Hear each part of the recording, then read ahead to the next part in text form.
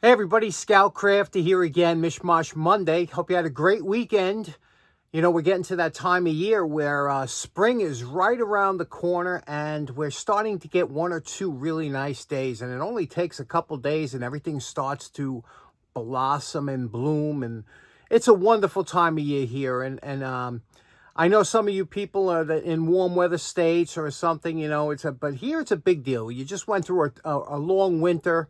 Even though we didn't have a bad winter, it was a long winter, and you're aching for those great days when you could sit out on the porch or take a nice walk, and you could hear the spring birds. You know, they call out their mating calls. It's a wonderful time of year here, so I'm really looking forward to it. And I went for a walk the other night. It was a beautiful night, and I told you, the poor man's flea market. I'm trying to get back on a day schedule, but it was a little bit later. Went for a walk, saw a couple things. As you can see here, I was showing you here a couple things that I saw, like this vacuum cleaner and whatnot. Of course, I grabbed that cord, but it's always funny to me when I see those kind of newish vacuum cleaners thrown out. But I was walking down this one block, and I saw here they hung out some clothes. I guess they're moving or whatever, and they hung them out on hangers in case somebody wanted them. But this urn, what kind of urn does anybody know what that is? I said, man, this looks like it's kind of big for an urn for ashes, that if somebody passed away, unless you were really big. Did you happen to hear about that? They tried to, a 500-pound person was being cremated in a crematorium, and it went on fire. The crematorium went on fire because I guess it couldn't handle the extra load of BTUs that are created from a 500-pound person. I mean, it's not funny. It's just, but it is funny, right? You know, it's, if you ever had a barbecue flare-up, you know what I'm talking about. It gets out of control real quick. So, you know, okay, I'm not going to make any fun. Anyway, couple things to get to today.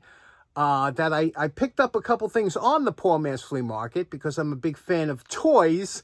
Somebody threw, right around the corner from me, somebody threw out a couple toys, and I love toys. I to this day, when I was in the service, we did a thing called Toys for Tots, and I volunteered for that right away. We used to go and get toys from stores and other things, and people would donate toys, new unwrapped, wrapped toys, and we would bring them to children and places, children's hospitals, things like that. It was a wonderful time, very rewarding. And then we used to go to a lot of woodworking clubs, would dedicate their time and turn tops and toy cars and make things for the children.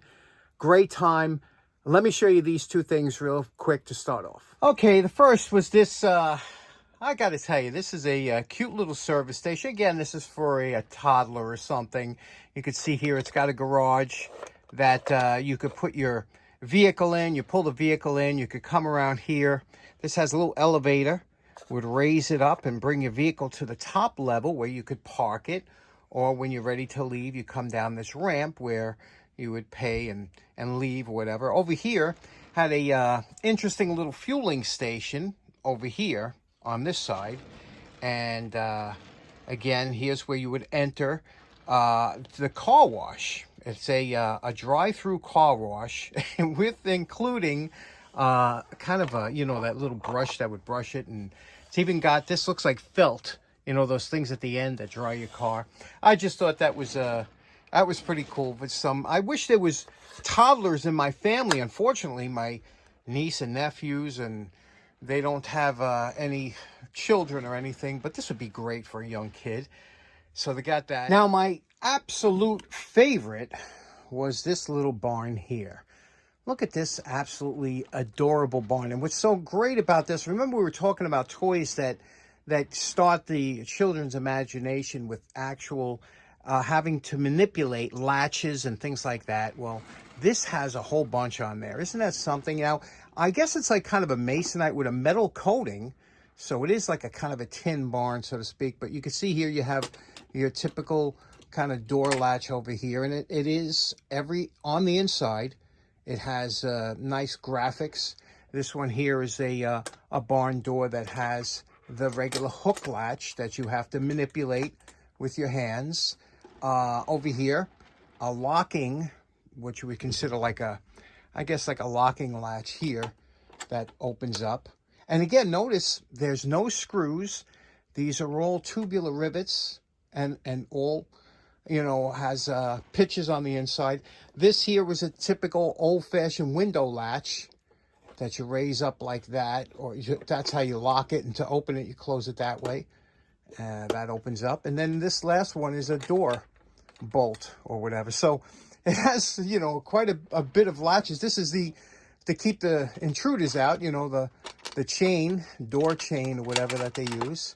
Very interesting, right? I thought that was just adorable for a kid. And they can, you know, it probably came with some kind of, you know, small plastic animals that would go in there. Again, a great thing for a toddler or something. I wish I had little kids in my family. I would love to, you know, this is the kind of stuff you love to recycle that way, right? Okay, for today's project, we have a nice wood handle screwdriver I picked up from my buddy Chris at the Long Island Tool Meet. And you could see here, this one here, the handles, the funny thing is the handles are tight. One of the few perfect type handle screwdrivers that the handles are tight. However, it's, you know, it's seen a beating on these things. Now, and my original, I was going to Bondo this. I was going to, you know, put some Bondo on it or whatever, but I don't know. I said, first thing we're going to have to do is take it to the wire brush, see what we're dealing with, but look at this. You know, it is fixable, but, you know, let's see what we're going to do. Okay, I should have known, right? I should have known the minute I start messing around with something, say I'm going to do a quick, easy. Look what this is. Can you see that there? Let me get it so the light is there. There we go. Perfect handle. Plantsville, Connecticut. And I can't see the date on there. Maybe you can with the camera. You see that date right there? I see something 25 or so. Anyway, perfect handle, of course. Now, so that means we're going to have to abandon the first thought. What we're going to do. You know, you can't mess with a perfect hand. It's got to be pretty good. You got to do your best, right? You got to do your best. Let's tear these off. Now, to take off the scales from these screwdrivers, the best way I found is just two horizontal cuts across the scale, then use a chisel and just pop out the pieces.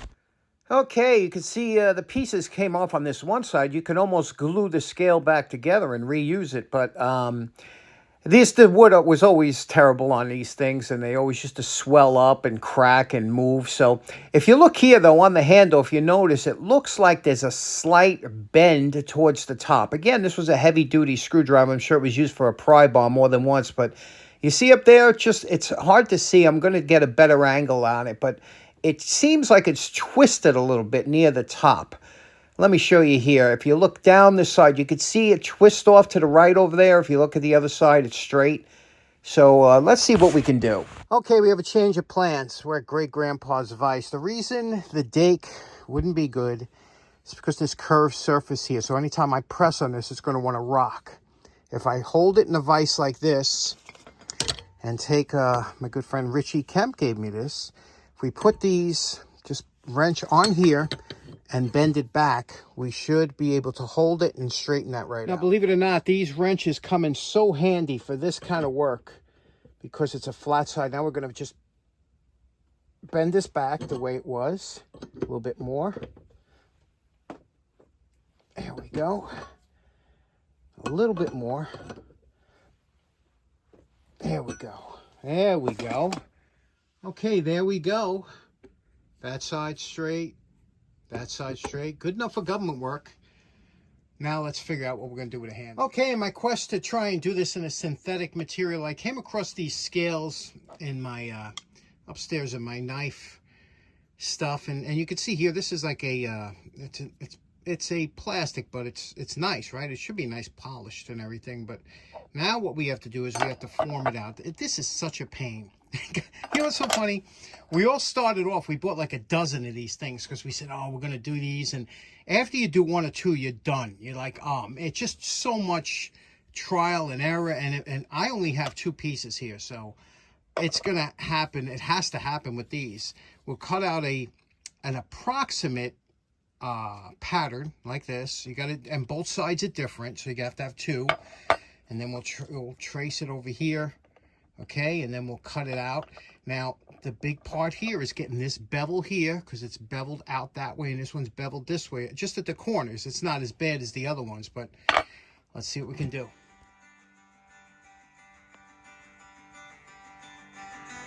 Here we go. This took me every bit of an hour to get these down, to cut correctly, and you can see how they are placed in here.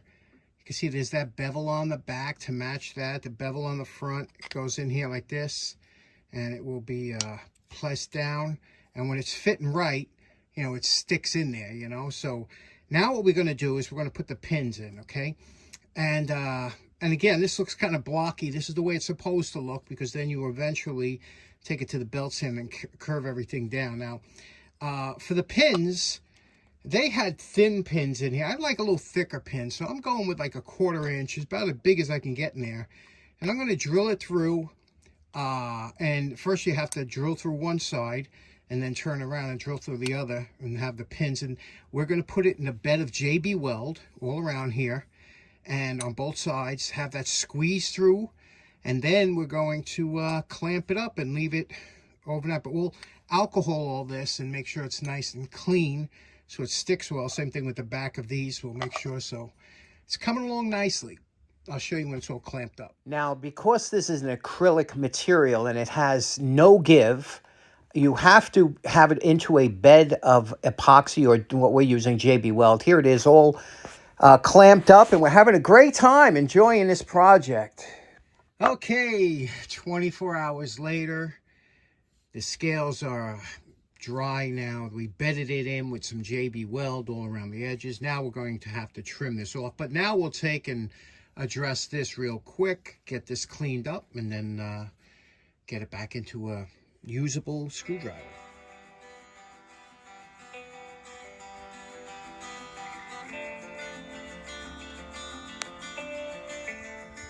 Now, you know my favorite part. Remember what this perfect handle screwdriver looked like before we started. And we're calling this project done. Boy, this fought me tooth and nail. You know, do not try to use acrylic scales on these, because you have a lot of inherent problems. I mean, it's great. The 3-foot rule is really kicking in here. It looks great, but there's always problems. You know, like, for example, you can't get that tight seam that you would with wood, because you can't press it in like you have to with wood. What happens is the acrylic will not, you know, it's not a flexible material. It'll crack.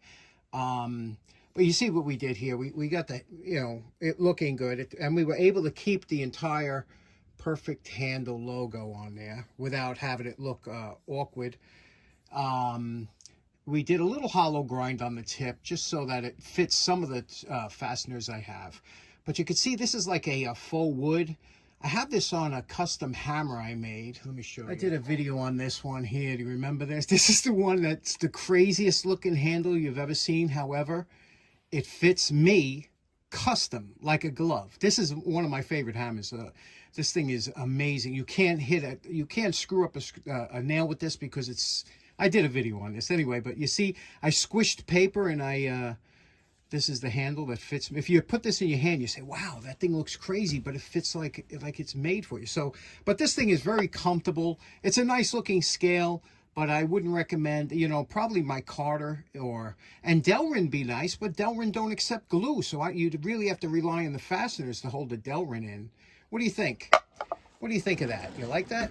So in closing, you know, not everything you do is, you know, I always tell you how I enjoy coming down the shop and doing it, but some projects get on your nerves, and perfect handle screwdrivers are one of them for me.